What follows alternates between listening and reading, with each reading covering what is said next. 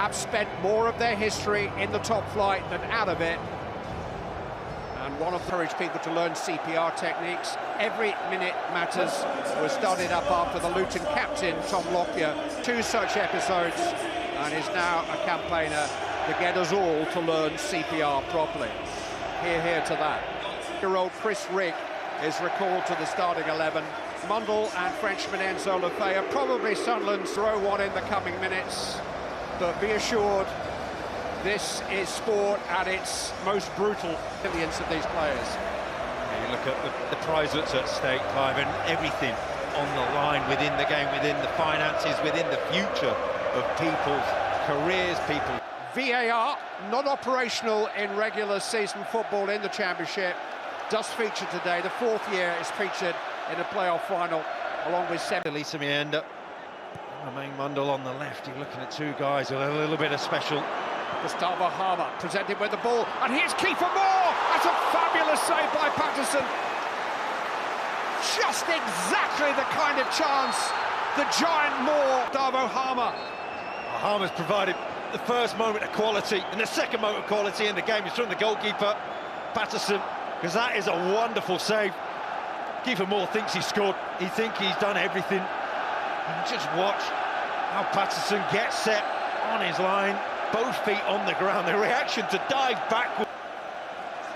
And then Chris Rigg, the 17-year-old, playing on the right flank. He was born just 10 miles outside Sunderland to a family of Newcastle United fans. Kiefer Moore. Burrows to Harmer. And Burrows has gone on here, and he's found a deflected cross, and it's bravely headed away as far as Harmer again. And the rocking Campbell. No flag here against Tyrese Campbell. He's played in Harmer. Perhaps the most technically gifted player. The red flag has gone up. Perhaps the most just mistimed his run. But relief as well that Meffam could come on because they needed. Circuit's going to have to deal with this and didn't, but Chowdhury has been penalised for a very well-placed assistant referee. You feel he did really well and actually won the ball. Oh, it's a good decision. First chance for Romain Mundle to run at Chowdhury, and he's run a corner kick here for Sunderland. A little base camp for a team that haven't really got started in this final yet. Well, and more. Might go all the way here, Mayenda. He's forced a corner. And that really has raised. And he wants to go, and he knows the space is there. And from there, Sheffield United just backpedaling because they know. But he's short of options through the middle, although Campbell is tearing through now. Tyrese Campbell!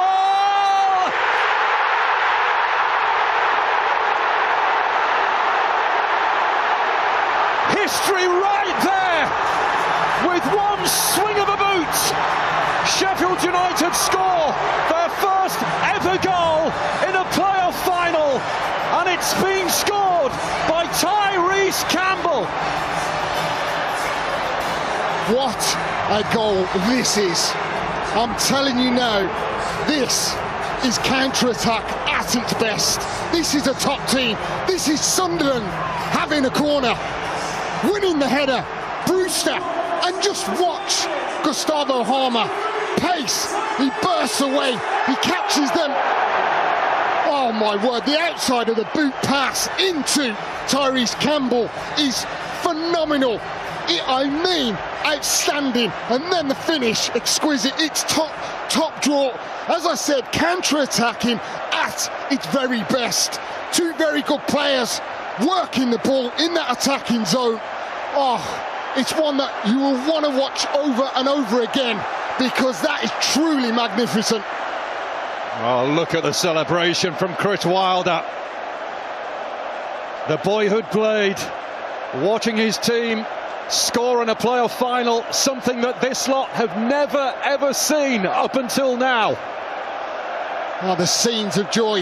And listen, I hope that Tyrese Campbell goes over and really shows his... They were getting to grips with the game as well. Hume in towards Mayenda. It was a chance, you know. It was on him, upon him.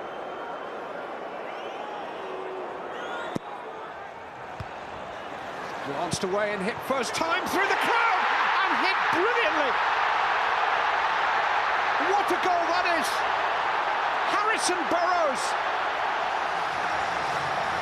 Well, you can't win a lottery unless you buy a ticket. It was a speculative effort as the ball fell to him, with most of the rest of the players on the field between him and his target. But Burrows has a sweet left foot, and that one bounced through the crowd, and Sheffield United lead by 2-0. They're in dreamland, and Burrows is known for his set pieces. He's known for his assists, but not for his strikes on goal as much as this. He just works it in. There's a question mark about the offside. But whether Sousa is in an offside. After review, Sheffield United 21 is in the line of vision of the goalkeeper and clear impacts. Final decision, no goal, offside. Let's read.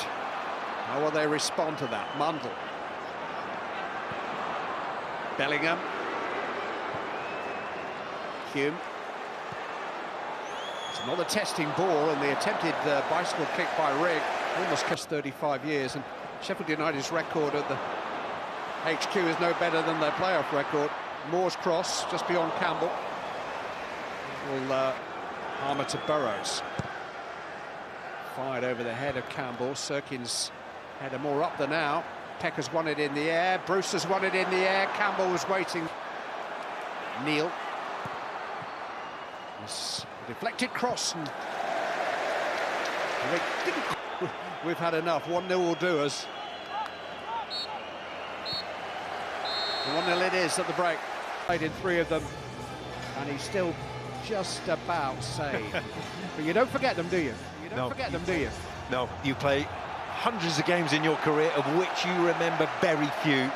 You remember moments from games like this, moments from... He's found a cross of sorts. Brewster back there again.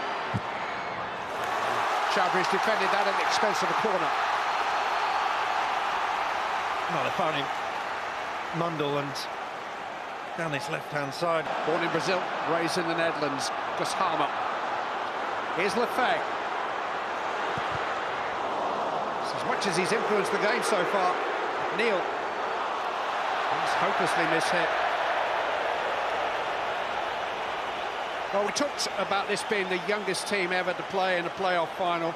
Average age just under 23. And it's...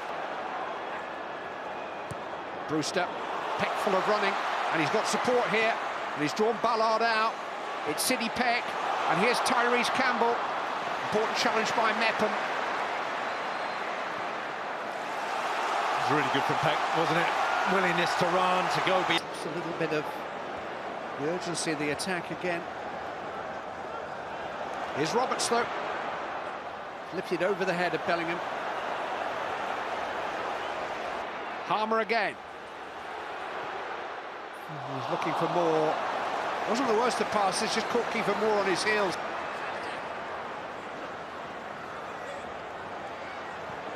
Managed to thread that through to Lefebvre. Here's Roberts. And now Sirkin has a crossing opportunity. And Sheffield United was stretched there. And Vinny Sousa had to take evasive action. But there wasn't the centre forward there, was And Mayenda's got no chance really against Akmasodzic. Brooks will attack this. Sirkin under pressure. And here's Andre Brooks. And again, O'Hare. Sirkin away. Got away with that. Big time Sunderland. Massive, massive from Patterson again. Key save. This was Brooks coming through and just wanted it. Just had the opportunity. The bouncing ball's really difficult. He's shaped to go to Patterson's right. Patterson's read him. You just see, as he shapes, he drags his foot over the ball, but didn't quite drag it over enough. Yeah, it wasn't a terrible finish, was it? He is left-footed, Andre Brooks, and I think he probably took ownership of the club in January.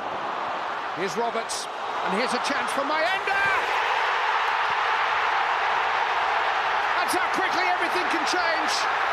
Sunderland click for virtually the first time this afternoon. And Eliza Mayenda, who only turned 22 weeks ago. Smashed the ball into the corner. The top corner of Michael Cooper's net in front of the celebrating Sunderland fans. And Sheffield United's lead is gone in the blink of an eye. 1-1. And it's from nothing. From Sunderland. Can just winning the ball in midfield, and from there you can see my end of the movement that he's got to recognise that the drag of the Sheffield United players is going to go towards the ball. It's such clever movement. Number 12 on the left-hand side of your screen, he said, I'm going to go away from the ball because others are going to create the space for me. And the touch is wonderful with one foot, and the finish is thunderous with the other. It's a brilliantly taken goal. It's a wonderfully created goal, and for all the endeavour and the work that they've put in this game, they've barely been a threat, and now they're level. He scored very coolly in the first leg of the semi-final. He actually lost his place at the start of the year, but he's been back in the team since the end of February. Eliza Mayenda, Spanish under-21 into... Sheffield United take on Sunderland in the EFL Championship playoff final at Wembley Stadium in London on Saturday. The winner will earn a berth in next season's Premier League. Chris Wilder's Sheffield finished third in the standings, behind Leeds United and Burnley. The Blades then saw off Bristol City 3-0 away and at home to storm into the final. In the second leg at home last week, Kiefer Moore, Gustavo Hamer, and Callum O'Hare's strikes gave Wilder's side a commanding 6-0 aggregate win, having triumphed 3-0 at Bristol days earlier in the first leg. Meanwhile, Regis Lebris's Sunderland finished fourth in the points table, but a whopping 14 points behind Sheffield. After ending the season with 5 straight losses, the Black Cats won 2-1 at Coventry City in the playoff semi-final first leg before drawing 1-1 at home in the return to advance. Ephron Mason-Clark's 76th minute strike had sent the tie to overtime, where Daniel Ballard broke Coventry hearts in the second minute of stoppage time to avert a shootout and book a final date with Sheffield. On that note, here's a look at the head-to-head stats and key numbers, match prediction, and betting tips for the Sheffield-Sunderland Championship playoff final clash at Wembley. While the two sides finished third and fourth respectively in the regular season, with a significant points difference, Sheffield and Sunderland start afresh in the latest installment of their long-standing rivalry. Sheffield flexed their muscles with a resounding win over Bristol in both legs of the playoff semis, while the Black Cats did it the hard way, avoiding a shootout by the barest of margins. Lebris's side hold the head-to-head advantage in the fixture and have won their last 2 games at Wembley, where Sheffield are winless in 7 games, having not won there since beating Cardiff City in the 1925 FA Cup final. However, on current form, Sheffield have the edge and momentum and should see off the Black Cats in a tight contest. In 147 meetings across competitions, Sunderland leads Sheffield 67-54, with each side winning their regular season clashes at home earlier this season. The two teams have split their last 10 meetings across competitions. Neither side have won a championship playoff final before, with Sheffield going 0-4, the longest drought by any team, and Sunderland losing twice. Sheffield's 14-point difference to Sunderland in the regular season is the biggest between two playoff finalists since 1988-89.